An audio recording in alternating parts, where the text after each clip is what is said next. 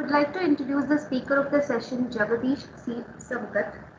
He has 25 years of experience in agribusiness field encompassing innovation management, contract farming, technology transfer, research and training, arranging joint ventures and collaborations, and preceded by 12 years in the field of market research for customer satisfaction studies, industrial product research, and social research. His educational qualification includes Management Program for Entrepreneurs and Family Businesses from Indian Institute of Management. His notable work in the public domain includes aeroponics, super-absorbent polymers, value chain development initiatives. His work encompasses building scalable business by careful nurturing of innovation that impacts small farmers at the grassroots level through technology commercialization. With 2 decades in the agri-business, encompassing innovation management, contract farming, technology transfer, research, and training. His consultancy firm provides services for commercialization of new technologies in agriculture. With this short introduction, we welcome the speaker of the session on behalf of the college management, principal, staff, and HOD of the Department of Biotechnology. Over to you, sir. Thank you, all of you. I really appreciate you taking time off this morning and engaging in a very diverse topic. It's been close to my heart. Am I audible, please? Yes, sir. Yeah, thank you. So, today I'm really choosing not to use a PowerPoint, okay, and rather speak impromptu. And of course, I'll share with a slide set with you later, which I've used for prompting myself. Would that be okay? Yes, sir. So, in the title given to me to speak today, we have a couple of very interesting, trendy words or topics together which make today's topic. Okay. One is about sustainable agriculture. Okay, a serious concern to most of us, and I would share some thoughts to you about that. Okay, there's also the IoT, Internet of Things, which is quite distinct and needs a separate attention about it. There is bioinnovation and there is startups. So the four broad topics, and not being an academician, I wouldn't do an extempore and eloquent one-way talk. I would like you people to just raise your hands and speak to me and ask questions where it's appropriate. Okay, because that will break the monotony as well as make your time worthwhile. You don't have to hold your question to the last. You could switch on your microphone and ask your questions. Okay, thank you. So I'll begin with the first part of sustainable agriculture. And for me, particularly this part of so-called sustainable agriculture is a very key word for me, but also something that I believe is very little understood. Okay, in the sense that we intellectuals who kind of live in cities and discuss this in AC rooms and in policy chambers and such places far away from farms, we need to ask ourselves a very hard question of what are we trying to sustain? A very crucial question is what are we trying to sustain when we say sustainable agri-tech? Farmers who are living on the farm are not able to experience a good quality life. Unless they experience a good quality life, anything that we speak about sustainable agriculture to them is actually, just a distraction and a waste of time. They will come to such talks, have the chai samosa and go away. They don't connect to anything that we are saying. This is what I have experienced across over 2 decades of work with them. But as I do this work, I can't, what should I say, be any more serious about this topic. Extremely serious, extremely important, extremely neglected and misunderstood. Why would I use these words? In the introduction they mentioned, and just to set a context, I will share with you that one of the areas that I specialize is in soilless cultivation. We grow potato and we grow in absolute soilless conditions, absolutely synthetic conditions. Okay, because we do it in soilless condition, aeroponics as we call it, my respect for soil has gotten to a very high degree. As long as nature has created a wonderful magic called soil, why should we be wasting time to do something in soil-less conditions? I have learned great things about soil and the role of soil for agriculture by virtue of doing the technique. It's not a virtue. I do not recommend this to everybody. For certain reasons of requirement of seed production, we do that. But this is where I learned deep things about sustainable agriculture. Okay, and so some thoughts to share. Now, such of us who wish to work in this area and wish to communicate to farmers or find innovations and work as technocrats, as startups, etc., need to understand a couple of things. First of which is really the role of soil carbon. And most recently I was very disturbed to see this innovation coming out. Media writing about it. The actual scientists, later I followed up with IIT Kanpur and found out what is the details of the things that they are announcing. Okay, which is IIT Kanpur has announced a soil test kit which will give you a report in a couple of minutes. We know that Government of India has a major program to tell farmers the health of their soil in the form of soil health card. So here's where we need to sit back as technocrats, as business people, as scientific people, and ask, what is this soil health and what does it have to do with soil carbon? Because all of sustainable agriculture is based on this part. Okay, be it climate change, be it whatever. If you read literature, one of the first things that we speak of is soil carbon. Okay, over time, just to distract a little and include you people to highlight. Okay,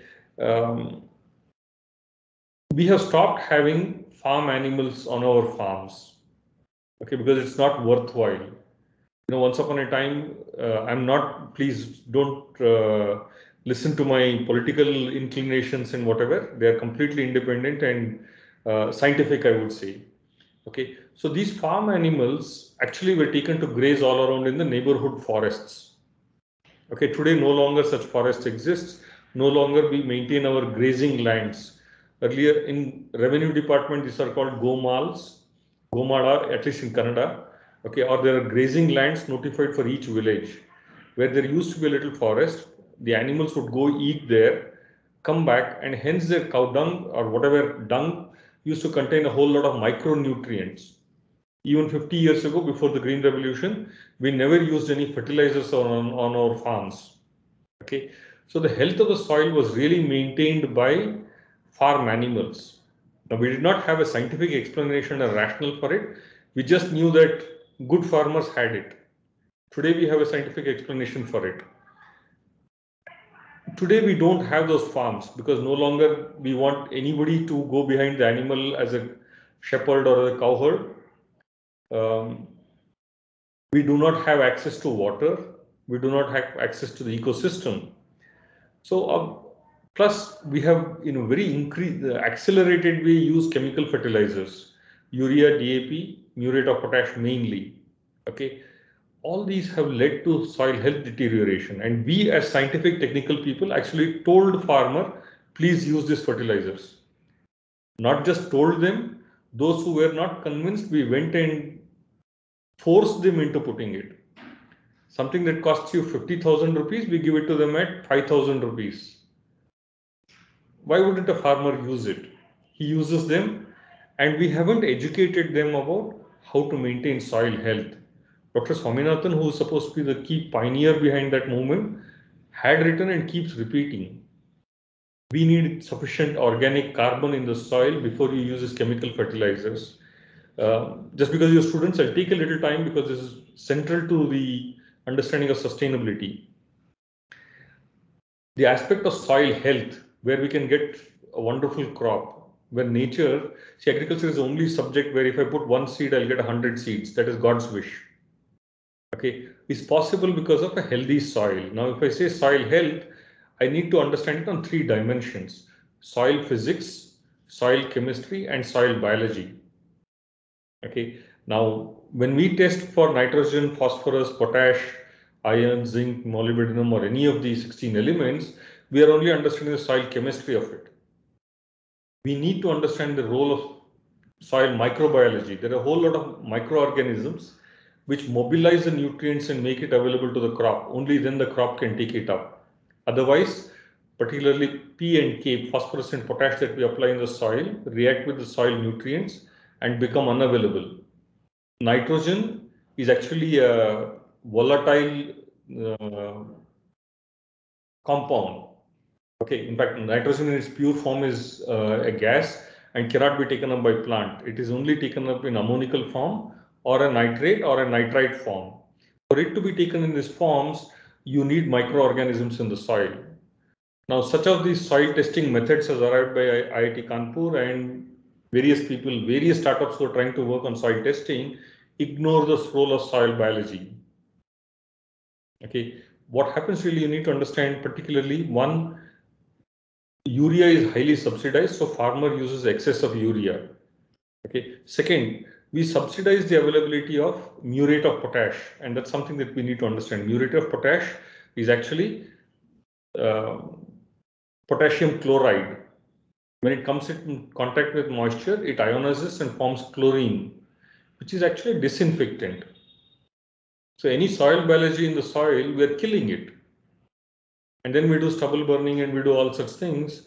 How can there be soil health? And year after year, we have grown crops where we used to grow one crop. Today, we want to grow 3 crops. The soil cannot sustain any longer. Okay. The way we create soil biology back is having carbon there, because the microorganisms are not photosynthetic microorganisms. They feed on the organic carbon that you apply and synthesize other, mobilize other nutrients to the plant in a symbiotic relation. That is very essential, and unless you get back organic carbon in the soil, there's no way you should be speaking about sustainability. Okay, any questions thus far, please? We can take it at later. Okay, I'll still proceed. On the second aspect of sustainability, okay, we need to understand the whole issue of biodiversity. Okay, a very, very crucial thing. See, one of the things across time, what we've been doing is growing only one variety of a crop. We are not, maintaining the natural diversity. There was a time when India had almost 50,000 varieties of rice. Today, we hardly have 50 of them growing in the country. And rest are with collectors, some 500 or 5,000 if I'm correct, but they're really grown on very, very small scale. Today, the kind of rice we eat is a lot of carbohydrates with very little nutrition in them. Why? Because the last 30, 40 years of our breeding program, we have only looked at the yield of the crop, which gives the highest yield. We have forgotten the nutritional profile, and hence we have neglected these rice. To just name one rice so that you know it and one of you students would pick up and work on it. There's this variety of rice called Navara rice in Kerala. It comes to harvest in 60 days. That's why it's called Navara, and that's its speciality. Okay, which is the shortest duration you can imagine. All other crops would take 90 to 100 days. Okay, this rice sells at 400 rupees a kg. Most of Ayurvedic treatment in the Kerala system of medicine, Kottayam and other places, uses Navara rice.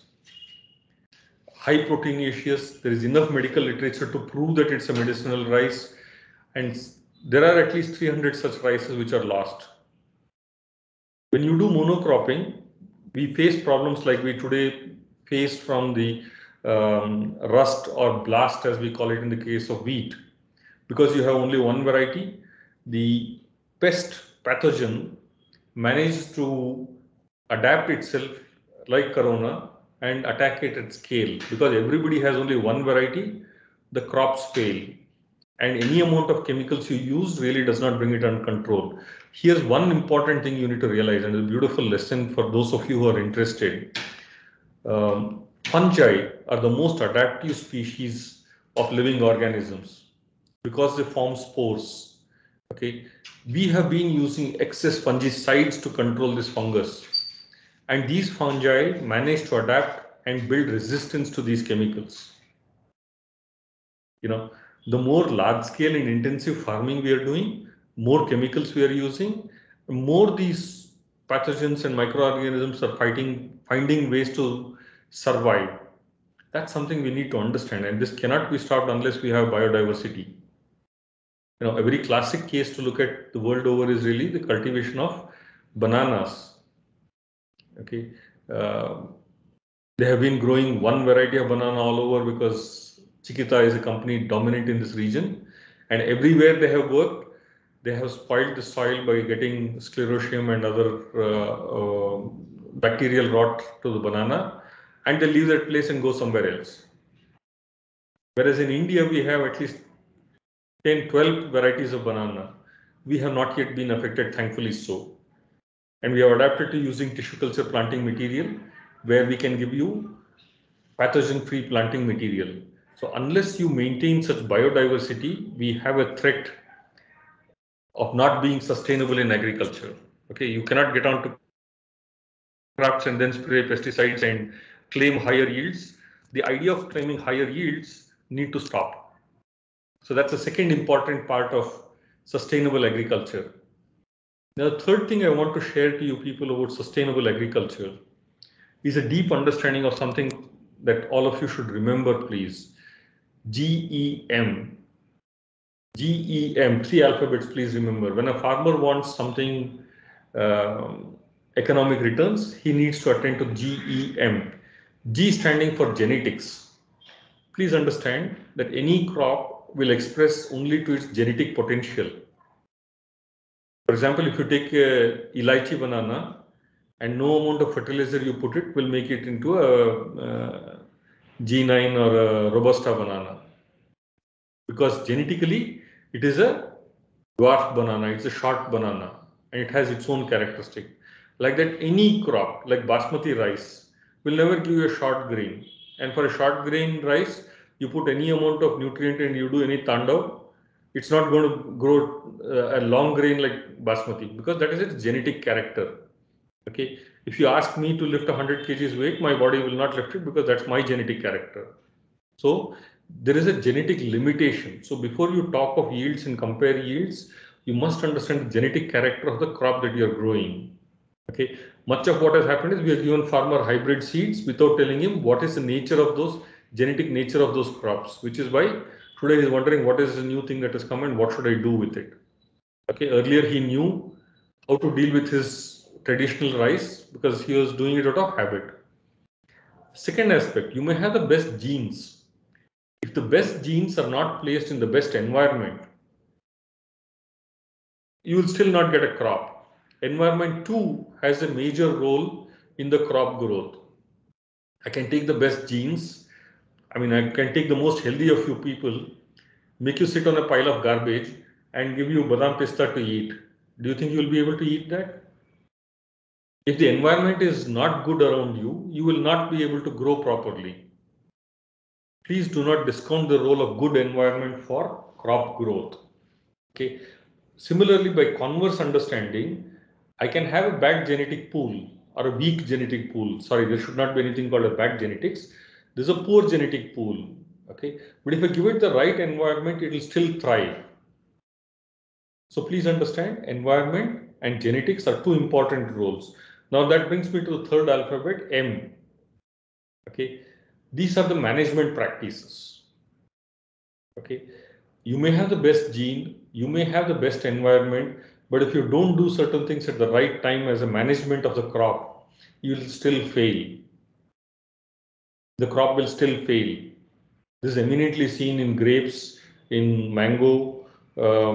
Thankfully, in the short day cereal crops, etc., it's not seen, but it's very well known. For example, in a crop like wheat, between 22nd day and 26th day, you must give a second irrigation to the crop. Rain-fed farmers of wheat fail to give that and hence have difficulty. Okay, if that irrigation is not given, you cannot expect a yield, or you will expect only less than 50% of the yield. You need to start understanding what is the management required. As a side joke, not to keep this serious, after this, please laugh it off. You may have the best gene, best environment. If you don't manage, you will not succeed. Quite like Abhishek Bachchan. The genetic pool is correct, environment is correct, didn't do certain things that should be done at certain time. Okay, that's just for the jokes, please. So that was the third part to understand when you're looking at sustainability. If you ever have to work in agriculture and look and compare international yields and advise any farmer, remember these three things. Okay. The fourth thing to understand about sustainable agriculture is really to look at agricultural markets. Okay. There's a deep need to understand that, because so long as agriculture is not profitable, don't go and preach to a farmer to do agriculture. Today, be it in large countries, I've been across Europe, USA, China, okay, farmers all over the world have the same set of problems. Okay, only the language of complaint changes. They all say government does not give adequate support, market prices are low, pest and disease is high, labor is not available, credit is not available.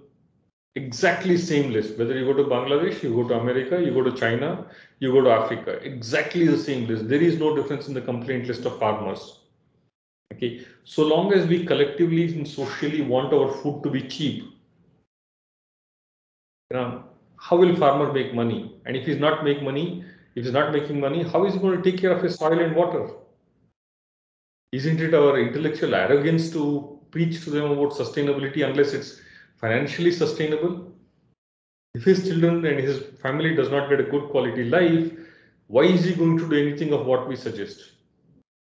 He will, of course, when prices of tomato are at 50 rupees or 100 rupees, he will put 5 times or 3 times the pesticide. And if the price of tomato is 2 rupees or 5 rupees, he will not even put that one time that he's supposed to put. He simply reacts to the market and does whatever to earn as much money as it possible. And if you don't understand agricultural markets, you should not be speaking about sustainability. Okay, after you have solved the problem of earning to farmers in agriculture, let us then sit and discuss, because otherwise we are preaching to the wrong set of people and nobody is going to listen to us. That is what is happening today. Okay. That to me has covered a lot of things that I wanted to share to you about sustainable agriculture. I'd be happy to take, it's a very deep subject where we can speak for a whole day and we would still not be done. Okay. So if there's any question, I want to take a break and take any questions about sustainable agriculture, please. Excuse me, sir. Yes, please. I'm Kalai Gandhi from Tamil Nadu, southern part of Tamil Nadu. Okay. Actually, my father is doing farming, and we are cultivating maize, even cotton. As you mentioned very clearly, the market price, specifically the agents, they are coming and collecting in low price and they are getting benefit. But the farmers, as you mentioned, they are not getting benefit by selling the produce. How we go about to get good cost to sell the producers?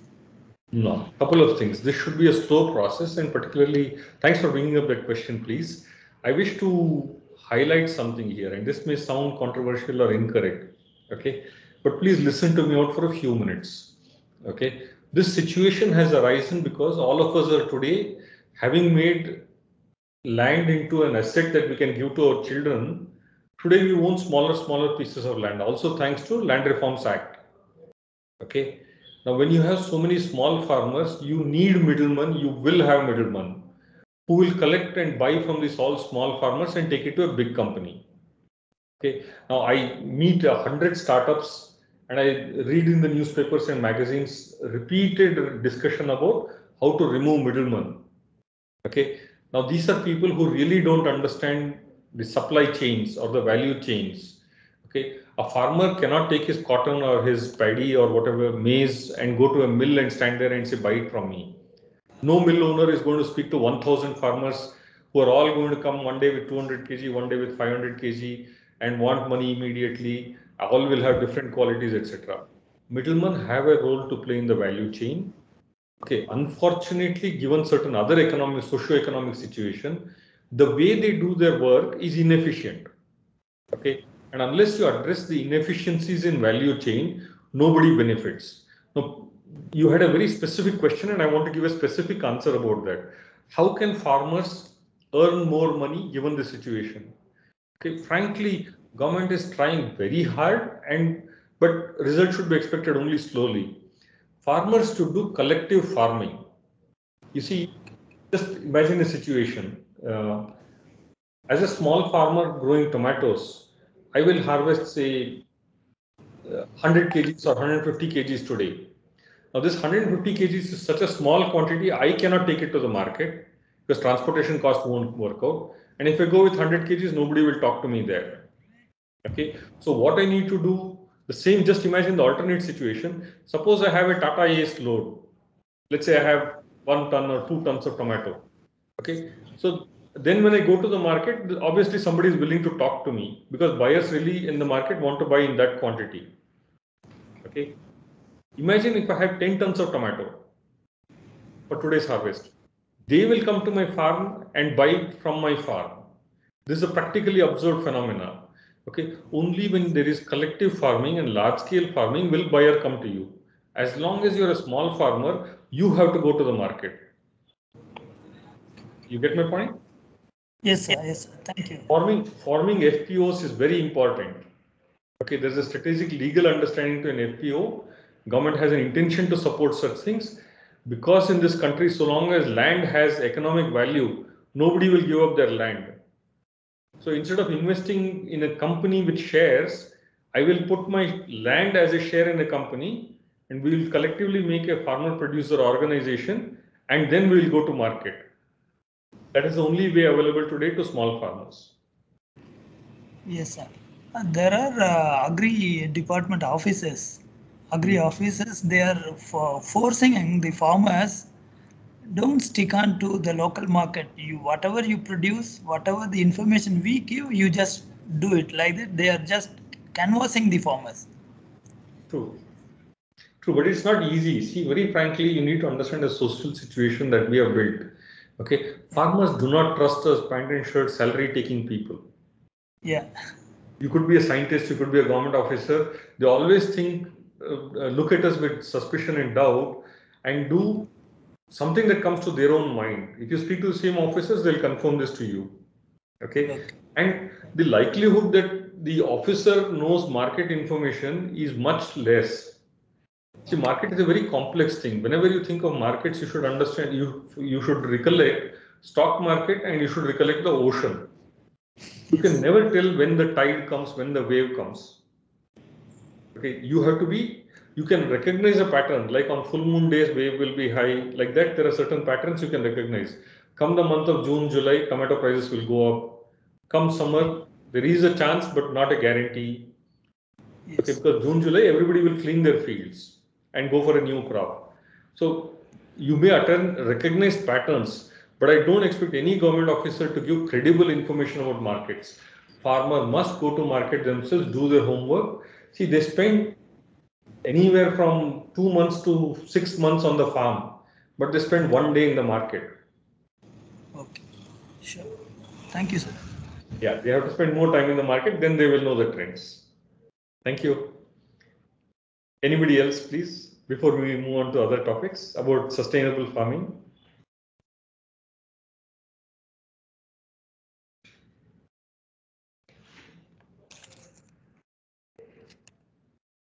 Okay, I take it that if any, we can take it later. Okay, I want to move to the second topic of interest to us, Internet of Things. Okay, and here as engineers and as students and startups, I wish to share some thoughts.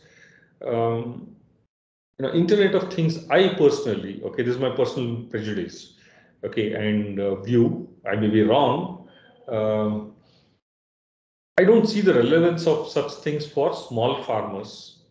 Okay, people come to me who are innovating with soil moisture testing, weather stations, automatic irrigation controllers, okay, all kinds of IoT devices for small farmers. For me, I'm very clear, if a farmer does not know whether his soil is dry or wet, okay, he's not a farmer at all. I don't need a 10,000 rupees meter to tell me that the soil is dry. It's common sense. It's like going and telling that I will sell a thermometer to a mother to check if the baby has fever. The mother does not go about putting a thermometer in baby's mouth every day to see if it has fever.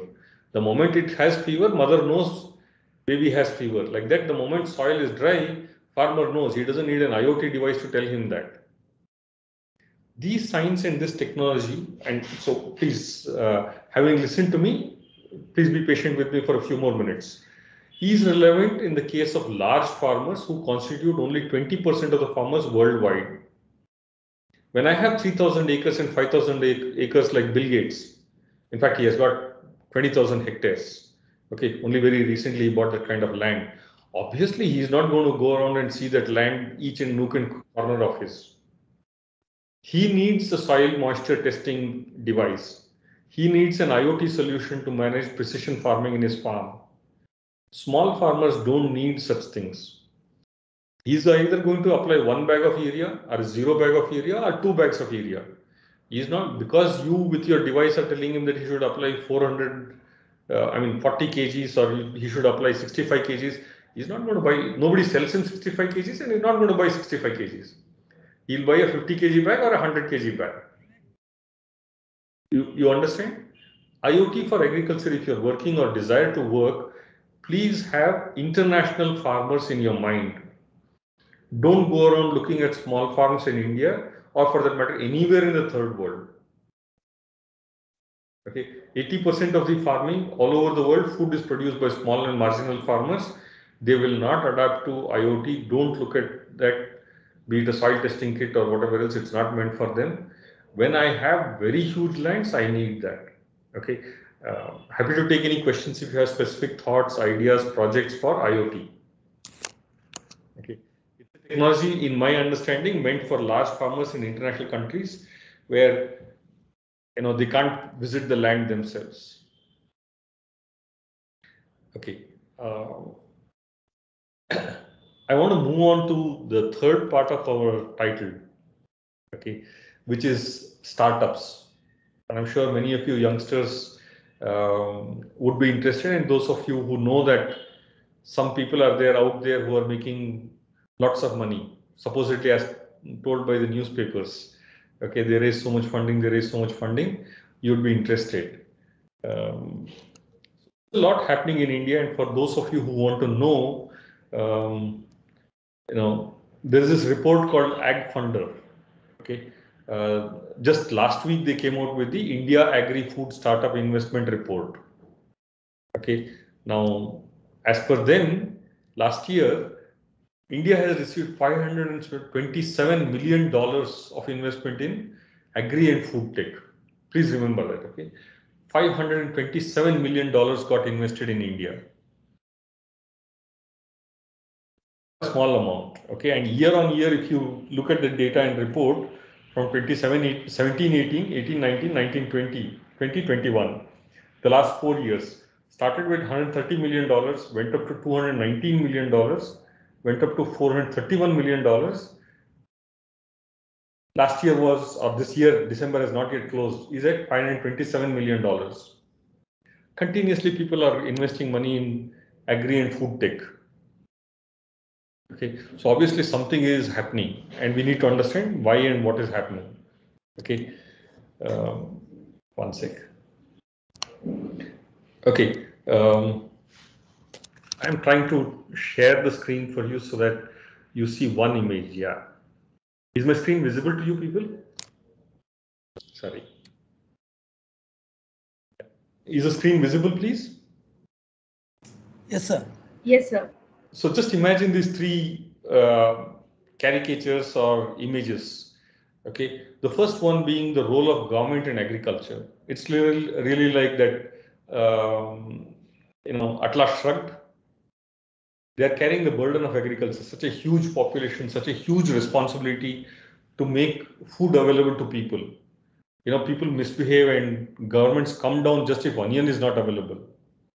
Life doesn't stop. People don't eat food. Nobody dies if onion is not available or if tomato is 100 rupees. But they'll create such an hangama as if tomorrow the world is going to end. And all of government policies are just based on making sure that food is available to people. Okay, so they carry a burden. AgTech is, see, if you consider the share of agriculture GDP, okay, it hardly contributes to 13 or 14% of the nation's GDP. This is not just in India, any country in the world, if you go out and see, agricultural GDP has been growing down. and we should not be loose about this sentence. We need to understand agricultural GDP can never be high, can never grow, because this is like a big ship. Okay, the manufacturing sector and the service sector grow very fast. They create money much more. Agriculture, intentionally by the policy decision, we want food cheap, so we'll never grow in their share of GDP. And a lot of government attention is make sure food is available by way of giving subsidies. Okay, just the subsidy bill on fertilizers from Government of India is 2 lakh crores. I mean, forget about making money out of agriculture. We give money to support agriculture, and it's absolutely necessary. So you need to understand that the government has reached the saturation of what it can do. Nobody trusts the government, and government has no ability to strongly influence agriculture, which is where they had planned the 3 reform laws. Let's keep it separate and take some questions on that if you have. But you need to start looking at the next image, which is the agribusiness giants. There's a Coromandel International, there is the Tata Chemicals, there is Monsanto, Syngenta, a whole lot of the UPL. Indian companies are also giants, mind you. Don't just be taken by Syngenta, Monsanto, etc. Very frankly, they're all struggling for their own existence. And if you take the balance sheets of all these companies in the last 3 years or 5 years, they have grown only by acquisitions and mergers. They are not able to do anything new in agriculture. They have not been growing. Unlike Infosys or a TCS or any other company. They are rolling the boulder uphill. They are able to have little impact on that. Okay, that is the situation of agribusiness giants. I mean, media and people wrongly say an ITC or an Adani or Ambani's will come and buy out all food, etc. But I promise you, they are not making money. The exception I'll speak about when you have questions. Okay. So third comes the startups and the agri-innovators. Okay. These are people you should see from the third image. Okay. They are bringing innovation. Okay. So that's where they're using the principle of lever to move this huge boulder, unlike a government which is helpless, unlike an agribusiness giant who is pushing it uphill. Fundamental innovation. When you have fundamental innovation, you get investments and you build a startup. At this stage, any questions? This one, please? About startups, is there anything you would like to know?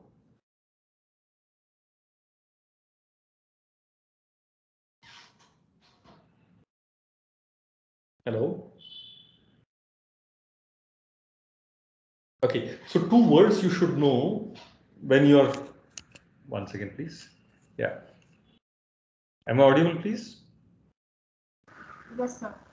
Yeah. So when you use the word startup, there are 2 or 3 things you should know about this, please. One is this whole idea, and many people think, many people come back and tell that I want to quit college and do a startup, or after college they want to start up with some basic ideas. I personally coach and mentor a number of agri startups. Okay.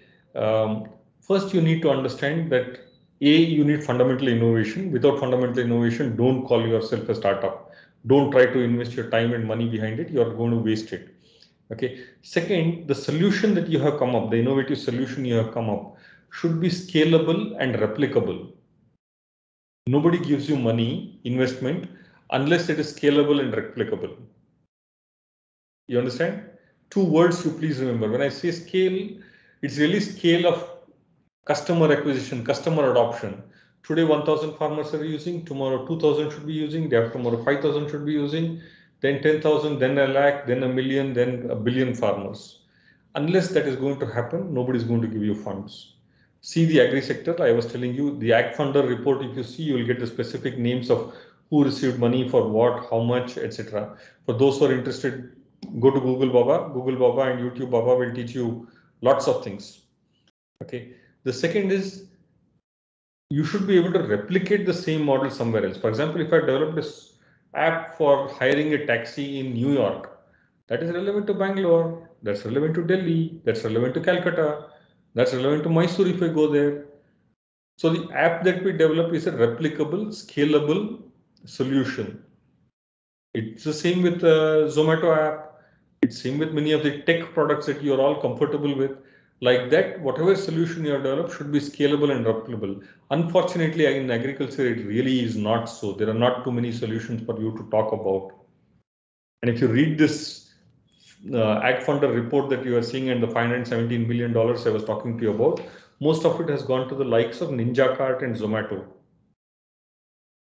So please do not be misled by these things, because they are food tech innovation. They keep claiming that they will build a market where farmer will get better price. But that's a false statement. That's an incorrect statement. If you go down and spend some time and do work, you'll realize they are also interested in buying cheap from farmers and selling it costlier in city. They haven't solved the problem. They haven't made money. So don't waste time on such things. Okay, any of you who are interested, I'd be happy to take questions and share data with you to really say that is the part where conveniently VC funds speak of food as agriculture. Now, as you do your work here, you need to understand the distinction between where agriculture ends and food begins. A lot of emotions are there about food as much as there are about agriculture, but there are two distinct topics which, for administrative reasons and esoteric intellectual reasons, we talk of agriculture and food as one common word. And unless we use it separately, you will not understand the startup situation. Okay. Yeah, sorry. Any questions till now?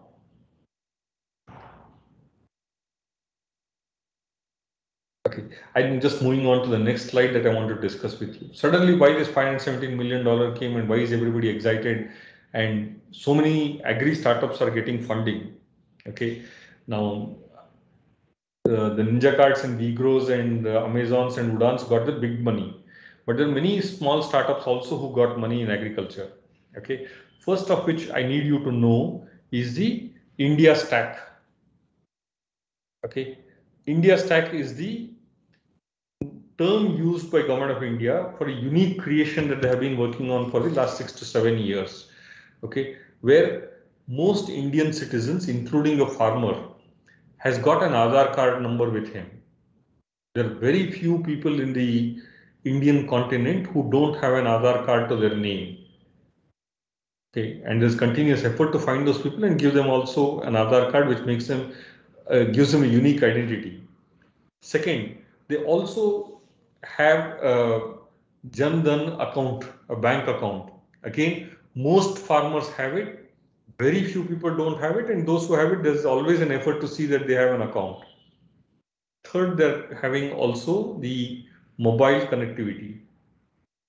Very important, and it's making a difference. So the combination of JAM, as we call it, Jan Dhan account, Aadhaar number, and the mobile phone creates a very unique situation which is not available anywhere else in the world, where I can uniquely identify a person and transfer him money. An idea that I'm not very happy about, but if you notice that in the Pradhan Mantri Kisan Samman Yojana, okay, every 3 months, 3,000 rupees is credited to farmer's account directly on a day to a couple of million farmers. At the press of one button, million farmers directly in their account, not having to go to any panchayat office, government office or anybody, not to give any bribe, gets money in their pocket. Okay, this is what has been possible by the India Stack. And creation of this enables the opportunity in many ways for you to serve the farmers. The government, the public, the private, all of us can leverage and think of many innovative things to help the farmer just because of the India Stack. I need you people to think about this, study about this, research about this. Okay. The second aspect that has become interesting and made a lot of difference is until recently, until last year, any photograph of the Earth taken from space, from air, anywhere about 20 feet of height, was classified information of the government. Nobody could publish maps. Only the Geological Survey of India was publishing maps. It was illegal for anybody else to print and market a map. But thanks to Google, it became irrelevant because all of us were using Google Maps and all of us could see anything anywhere. The idea was national security. you should not have access to certain of those vital installations, etc. But now that is entirely forgotten, because you can still sit in Pakistan and know exactly where the railway network of India is, where the power stations are, where the hydel stations are, etc. So no longer keeping such data as secret makes any sense. Okay, so now this has been opened up as free. Just 2 days ago, MapMyIndia, the company went public, went IPO. They were oversubscribed by 57 times. I mean, if they wanted 100 rupees, they got 5,700 rupees. That is the power of data that we have access to now. ISRO is also giving a whole lot of GIS data to farmers. So anywhere for planning, watershed development, to for you being able to do crop monitoring or disaster management, such data is easily available to everybody.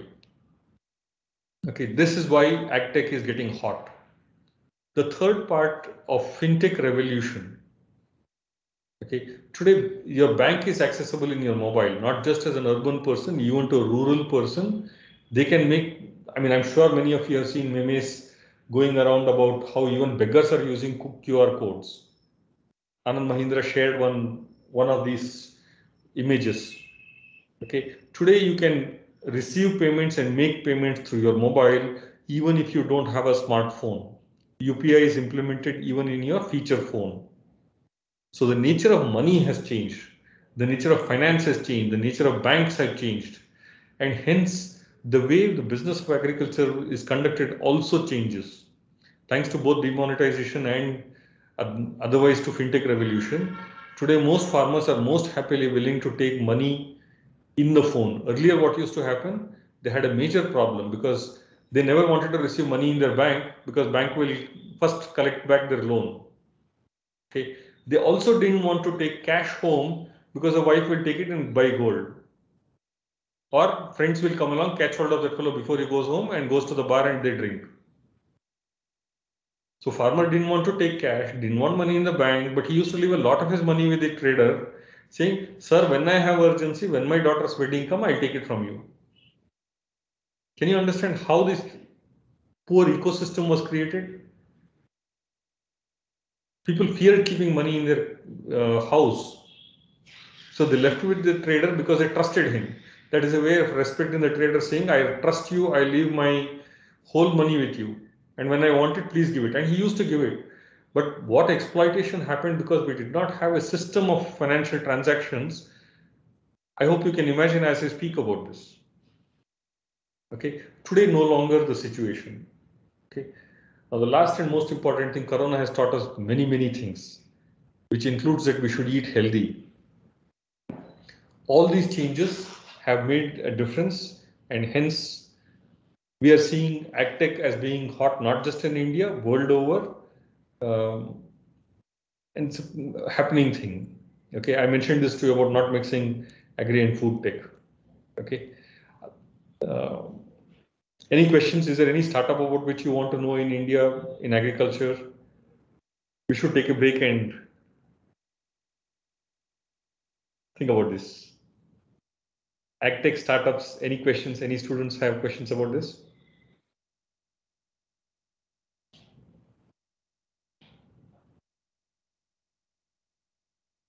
Okay, so if not, we'll take it for the final session. I'll come to the last section of today's topic, okay, which is, sorry, but bio-innovations that are happening. Again, okay, a great space where a lot of things are happening and not yet happening. Okay, again, this, you can look at this link where Omnivore, one of the VC fund, last week invested in this company called BioPrime. Please check that out. Wonderful lady from Pune who does some fundamental biotechnology innovation, and VC funds are investing in her because suddenly they realized investing money in Zomato, Swiggy, Ola, Uber doesn't give any returns. If they invest in fundamental science, maybe it will come back. So in the last 1 week, in the various write-ups, if you see, you'll see suddenly this reminder that we are not investing in biotechnology innovations in India. Okay, but here's a very important thing you should know as we speak this topic. Okay, still the regulations for genetically modified crops is very stringent in India. Okay, and hence working on biotechnology innovations is there are stringent rules about how to take a biotechnology product to the market. Okay, hence it's not worthwhile. Hence people hesitate. Hence they don't make investments. Okay, so don't rush into it and start spending money, etc. Do your homework, speak to the right people who understand the domain and make it. India may not respond, but please remember today the world is your market. Okay, there is sufficient amount of reading material on the net. I believe the happening place where, in fact, Bioprime is all about proteomics. Okay, they're able to make designer protein which induce characters into plants. For example, I will just share one example with you so that you know what I'm talking about. Okay, it's not a protein, but what is the line of thinking in which innovation is happening? Okay, there's this phenomena called induced systemic resistance. Okay, this is a similar copy of giving you a corona vaccine. If I'm able to give you a corona vaccine, you will not get corona. At least that is the understood phenomenon. Or let's extend it to polio or chicken pox. Right? Like that, can we create a vaccine for plants? Yes, we can.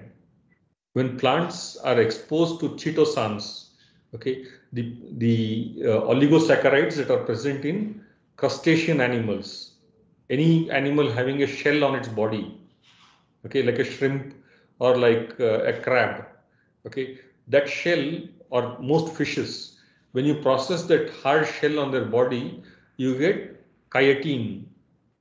Okay, some people pronounce it as chitin, some people say chitin. I think it's the right pronunciation is chitin. When you process this chitin, you get a material called chitosans. When the chitosan is sprayed onto a plant, something in the plant body tells it, look, I'm going to get a fungal attack and builds a defense system. Isn't it wonderful to work on such products than to work on a fungicide, which we know is failing? You can induce systemic resistance.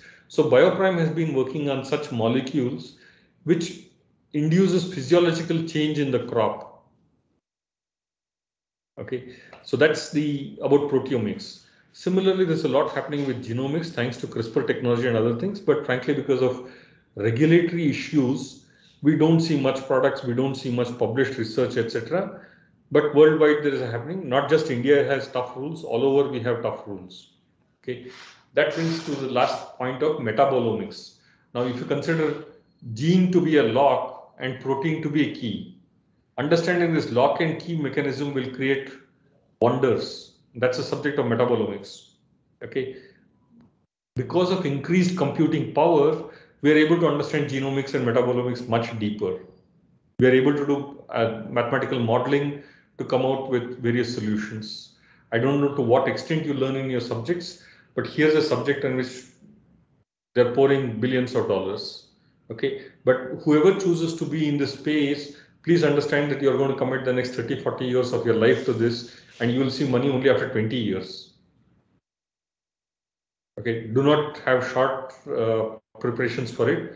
You are not going to make any money in the short run. Okay, or try and be part of a good winning team. Maybe then you'll get a share of the money made by the whole team. Okay, one other place where a lot of bioinnovation is happening, and again, billions of dollars are coming over, thanks to understanding of sustainability and whatever else. There's a huge consciousness of eating actual meat. Okay, people are looking at alternate meats, and see, meat is a primary source of protein. Okay, I and you probably in India don't think too much about this, but if you ever have been to America and if you've been to Europe and whatever else, with situations like Corona where we know that the animal from which the meat came had really been eating antibiotics from day one to day last. The use of antibiotics in animal production is absolutely horrendous, scary, and incorrect. But there's no way you will get food in those countries which has not been antibiotic laden. What happens really is there are organisms which develop resistance to it. Plus, you yourself are consuming such meat which has an antibiotic in it. And when you consume such meat, your own resistance capacity goes down, which is why those people have weaker genes and weaker body than our body. Okay, so given that awareness, they want to go for alternate proteins. You must remember a lot of water and energy goes into producing proteins. Okay, which is why the entire research about vegan meat and our synthetic proteins, but a great area for doing work. The next point of bioinnovation really has to do with the area of cleaning up our environment. We have mucked up our environment around us. And I think when the nature and environment lashes us back, it will be something which we will all find very difficult to recoup from. Our water bodies are spoiled, our soil is spoiled. Continuously we burn the stubble and not just spoil the soils of Punjab, we also make life in Delhi and wherever else difficult. Okay, how do you clean up the environment? How do you bring back how all our sewage, go to any city, all our sewage is going to rivers. Today we are putting massive amounts of money to clean up Ganga and whatever else. Huge science is being deployed there. So that's an area where a lot of work will happen, and I'm sure some of you can come up with some innovations there. Okay. The other place that's happening, but frankly, I bring up this topic nothing new about biopesticides and biofertilizers, but I bring up this topic to sensitize you that, look, you don't make money easily. We all know that biopesticides and biofertilizers are great science, but it's not a great business at all. These are 30-year-old, 50-year-old ideas, but I have never seen any biofertilizer company or biopesticide company become big. And because there is a fundamental innovation missing. If I put urea in my farm today, tomorrow I'll see the whole farm being green. If I put a nitrogen fixing bacteria today, my farm won't be green tomorrow. So farmers and users don't experience the same benefits. So how they experience the benefit of your innovation needs to be seriously thought about. Do not assume that just because you have some scientific innovation, you will make money on it. It's not so simple. Okay, biopesticides and biofertilizers, I know hundreds of scientists who have worked on it. I know IHR really made a all-out effort to make it affordable and cheap. And here is where we have a situation of Tata Nano in the country. If you make any technology, any product cheap, nobody will value it. I repeat myself, do not make something cheap. If it is cheap, like the whole country said no to Tata Nano, they will say no to your innovation. Please, heaven's sake, make it valuable and you enjoy some benefit of it. Never come with condescending attitude to farmers saying that he cannot afford money. If you have a good product, he'll pay you any amount of money you need for it. Okay, but there is a fundamental innovation possible with biopesticides and biofertilizers, which is really by lyophilization, you can increase the shelf life of it. The real problem with biopesticides and biofertilizer is it has short shelf life and hence no traders want to keep it. By the time farmer uses on his farm, he is using dead material. By the time it goes from factory to the farmer, see, farmer will apply biofertilizer when he is sowing a crop, not when he manufactured it. You cannot manufacture sufficient quantity and take it to the farmer one day before he has to use it. That is physically not possible. Now, if I were to take a case of, give you an example of trichoderma, okay, which is a biofertilizer and a biopesticide, okay. In 1 kilogram of trichoderma that we are trying to apply, we use 990 grams of talc and only 10 grams of the living organism. So can you understand who makes money in such a system? Only the transport company, because talc comes from Jaipur. Biofertilizer is manufactured in, say, Coimbatore or Bangalore and sent to the tea garden in Northeast. Actually, 10 grams should have moved from place to place. There was no need to take 990 grams of talc at all. But it has moved all this distance. So we aren't willing to do some fundamental innovations and change in the name of making cheap. We are not giving good quality material to farmers, which is why they don't experience the benefits of it and they don't use it. Okay. It's been quite a long monologue from my side, so I'd be happy to take some questions, please.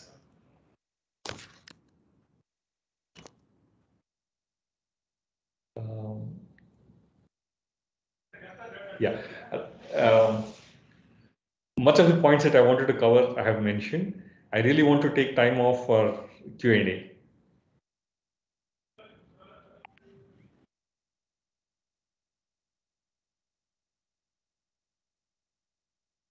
Anybody has any questions, please? Participants, kindly unmute yourself and you can ask your questions.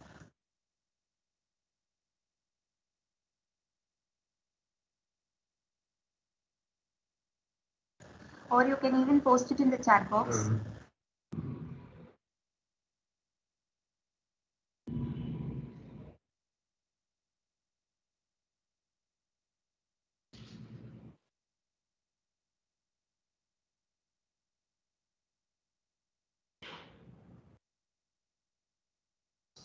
I wonder if I put you people to sleep.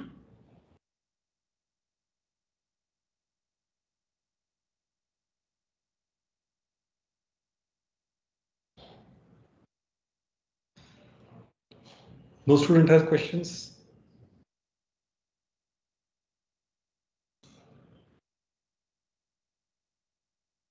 Please feel free about asking questions about other aspects of startup as well as career opportunities to you as biotechnology students.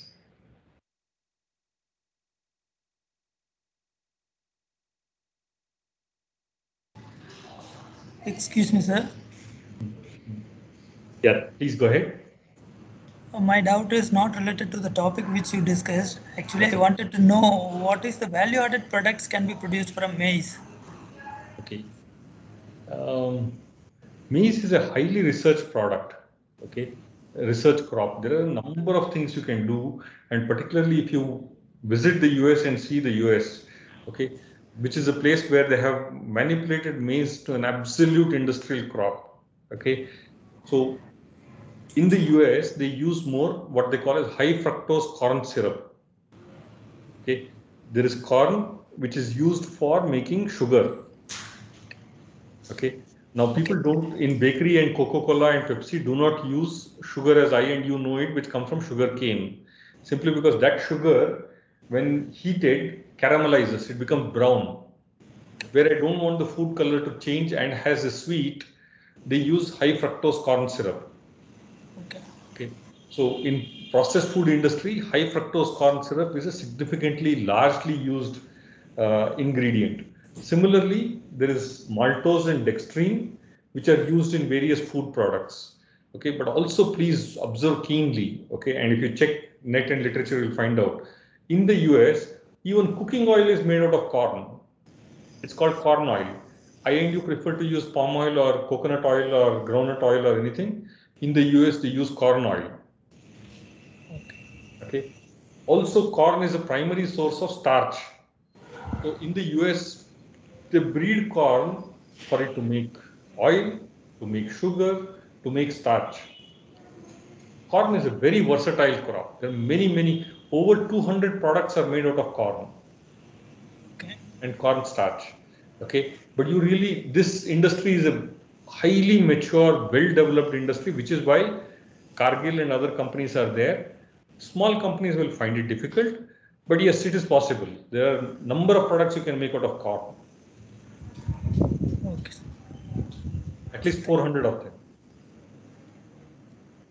Even for biopesticides and biofertilizers use in farmers is highly neglected because they are depend only the fertilizers. That's right. See, because we package the science of biofertilizers very poorly. Yes, sir. Okay, if you can teach farmer the idea of soil health, why will he say no to it? It doesn't cost a lot of money. And we are giving him a bad, poor quality product, bad quality product. You know, many people see the technical cost of trichoderma as a biopesticide for the soil, okay, should be around 25 or 30 rupees. Okay, yes, but it is really sold to a farmer at 150 rupees. Okay, and you must remember that when this happens, what really happens is a lot of spurious material is sold to farmer. When as a thing from a shopkeeper's point of view, I know that this material is 25 or 30 rupees. I can sell it at 150 rupees. You think I'll give original material? No. I will give you a packet of soil and say this is biofertilizer. Yeah. Okay, but if a item costs 35 rupees for you and you can sell it at 45 rupees or 50 rupees, will you take the problem of duplicating the product or making counterfeit products? You will not, because there is not worth that money. Okay, so there are several factors to the reason why biofertilizers and biopesticides are not formed. First to understand is if I need to get live microorganisms to that person, it takes a lot of money, which is why the product becomes costly. Instead of giving 1 kg of material, I can actually transport and make available 10 grams of material, which has been lyophilized. Yes. Now, lyophilization is not an easy and not a cheap technology and not a standardized technology. It's a good science, known science.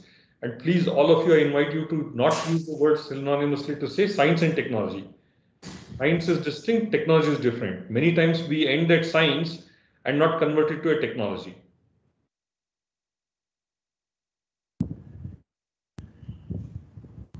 Any other questions, please?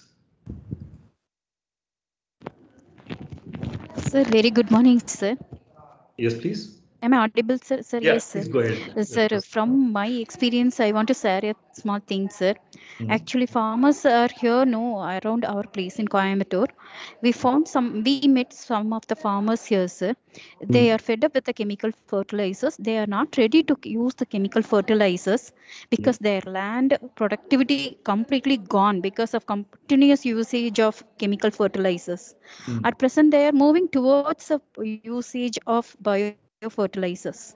But the problem is they are not getting the yield as we mention. We are theoretically or whatever we propose. So that is why they are little agitated with that, sir. Unless otherwise they are ready to move towards the usage of biofertilizers. So the only thing we have to make them aware, that is these kind of techniques are available and we have to make them aware, and moreover they are ready to transform. But the thing is, we are not giving a product which is said to be giving a valuable yield, what they expect or what we are telling it to them. That is the only problem, sir, at present. Absolutely, I understand that. And here I want to re-emphasize the sentence I said a few minutes ago, which is, see, we understand the science of biofertilizer clearly. Okay, but Yes, the technology for increasing yield has to do with GEM. Okay, that genetic character of the crop, what it requires, we should know. Second, the environmental conditions, first of which is really soil carbon. And farmer today does not have organic manure. The one thing in the village, because it's expensive, okay, you will not get good quality manure below 3,000 rupees a ton. Okay, sometimes it's sold at 15,000 and 20,000 rupees a ton. Farmer is using poor quality organic manure. If he does that, the organic farming or natural farming, or recently the Prime Minister was speaking about ZBNF, etc., will succeed so long as you shift the focus from just using biofertilizers to adding organic carbon in the soil. Yes, sir. Okay. So, see, I refuse to accept that biofertilizers will not give you good yields. Okay, I'm not talking of high yields. Many people come to me with this question. High yield, that, but yeah, comparatively giving good yield, sir. So here's the important part. Many people ask me, sir, should we do organic farming or hydroponics or aeroponics, or should we do chemical intensive agriculture, precision farming, etc.? And here's the way I interact with them and I educate them. Okay, think like you are training your child. Okay, if you want your child to get admission in IIT, you have to give him certain training. If you want your child to pass the NDA exam and join the National Defense Forces, you have to give him a different training. Now, if I want my child to be a musician, I will give different training. Like that, what you expect out of your soil, if you know clearly, you will then adopt the right technique which will give you the right yield. Those of you who want high economic yield, don't do pure organic, but learn to understand that how you will use a chemical without spoiling the soil health. Okay, there is a way to use. See, we did not teach people about what is chemical fertilizer and how to use it. We just said put 1 bag of urea, 2 bags of DAP, half a bag of MOP, like this. Okay, it's, see, simple things. Because I do aeroponics, I say in aeroponics there is no soil, not even 1 gram of soil. Okay, so whatever nutrition I give is all that it takes. If I give more, the plant will die. If I give less, plant will die in half an hour, mind you, because Mother Nature is not there. We are totally synthetic. Okay. We understand crop nutrition very deeply. Now, if 1 week of food I give you in one day, what will happen to you? First day, you don't know that tomorrow food won't come, so you'll eat only little. Second day, the excess food that was given to you is spoiled, so you don't like it, you eat little of it and nothing new came. By third day, the food that had come was rotten, you don't want to eat it, but there's no new food, so you're under stress. By sixth day, you're really, really hungry and ready to die, but suddenly more food came. Okay, the old food, rotten food is there, new food came. Obviously, your growth is going to be stressed out. Israelis, when we call the Israeli technology and why they're advanced in agriculture, etc., they do something called as precision farming and pulsated irrigation.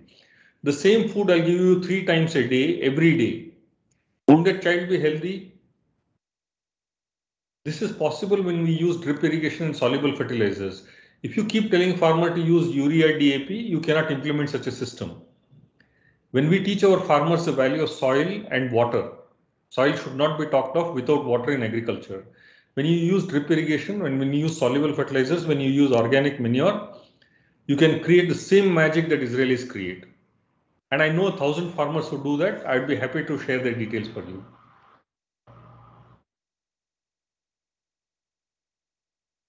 Okay, so some other time offline we can take and discuss how we should sensitize these farmers, because these are the farmers who have realized the problems of chemical fertilizers and would like to improve. We should not lose them. We should do our little bit for being educated. Okay, thank you, ma'am. Thank you so much, sir. Thank you. Anybody else, please?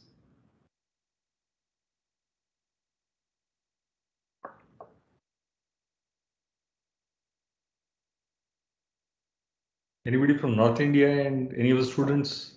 Any reflections of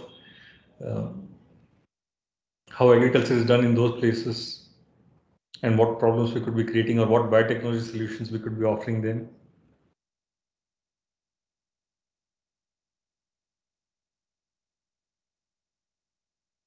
See, any of you working on biotech innovations, for heaven's sake, I plead to you, don't look at India as a market, look at the world as a market. In this country, we had such wonderful biotech specialists that we too could create a vaccine in less than a year's time. Of course, the policy environment was conducive and they supported that. Okay, but remember that the world is waiting for such products. You need to start understanding markets beyond India. Many countries where you can freely access and where there aren't restrictive practices, and so your innovations and your abilities will have a career prospect for you. Because I do meet other biotechnology students from other colleges and they feel a little sad that they are not getting jobs. Okay, my imploring to you is don't rush out to be a startup. Okay, but at the same time, when you go job seeking, be very clear that industry expects a prepared student, not a fresh raw student, because somebody comes fresh and raw, we don't have the patience to talk to them. We don't have the time to talk to them. If you are clear of what you want, we'll be more than happy to take you and train you for the rest.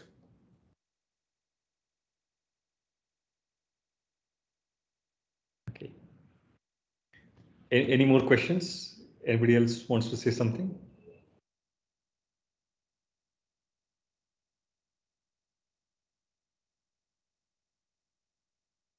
We still have some 10 minutes time for your career after you finish your engineering, etc.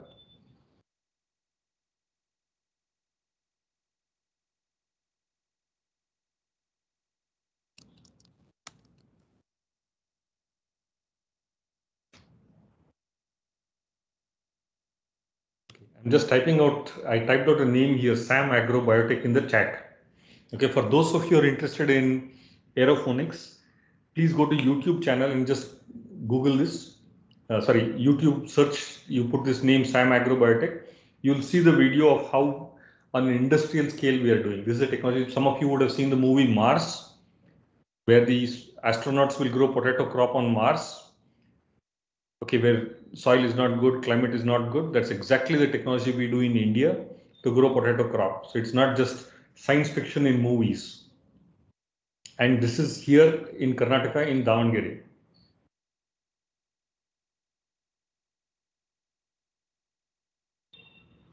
I'm just giving you some ideas so that you can think laterally and get to do certain things.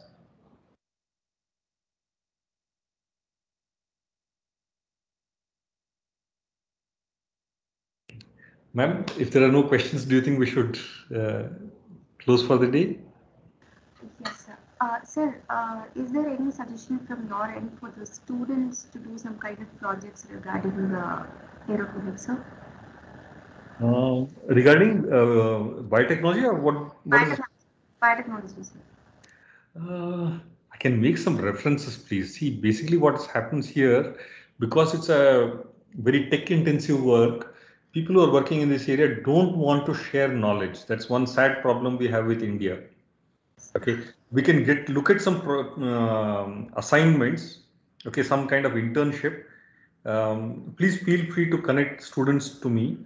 I will try and place them for internships, but it cannot be a promise. Okay, they really, the industry is very conscious of the kind of students it engages with. Yes. This is not to say they are bad or wrong, but today's students suddenly think that just because they have an engineering degree on their hand, they should get fat salaries. And particularly because of peer pressure. Their friends who have studied electronics and computer science start getting big salaries, they go through a lot of frustration.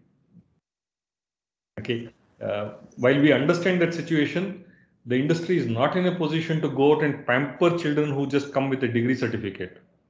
Okay, we'll be happy to connect. Okay, at the same time, I just want to qualify the support I can extend. Sure, sir. Thank you so much. So, if there are no further questions, we would like to thank you, sir, on behalf of the college management, principal, HOD, staff, and the students. It was such a wonderful session, interactive also, and you also shared some practical, knowledge about the same. It was really, really wonderful, sir. Thank you so much. Thank you, Mike. Thank you, sir. Great day to all of you. Thank you. Thank you, sir. Participants, with the kind consent of the convener, we are closing this session. We will again resume by 11:30 in the session 2 of the day 3 in STTP program. Thank you.